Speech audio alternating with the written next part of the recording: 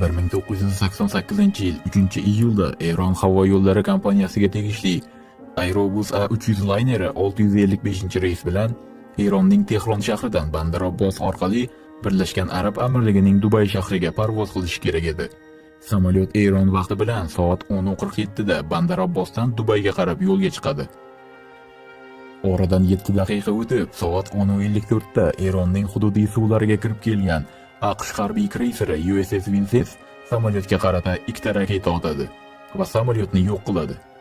Bortida 274 nafar yo'lovchi va 16 nafar ekipaj a'zosi, jami 290 kishini olib ketayotgan Aerobus A300 layneri Hormuz bo'g'ozi ustida sochilib ketadi va samolyotdagi barcha halok bo'ladi. O'sha vaqtda AQSh rasmiylari o'z bayonotida USS Vincennes kreyseri kapitani William Rogers Aerobus A300 laynerini F-14 qiruvchi samolyoti deb adashganini ta'kidlaydi. Eron rasmiylari esa buni qasddan qilingan vahshiylik deb ataydi.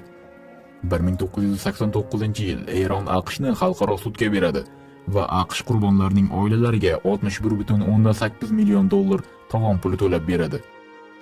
Ma'lumot o'rnida o'sha vaqtda USS Vincennes kreyseri eng ilg'or va zamonaviy harbiy kemalardan biri edi. Bunday texnologiyalarning yo'lovchi samolyotini harbiy samolyotdan ajrata olmaganligi esa juda g'alati.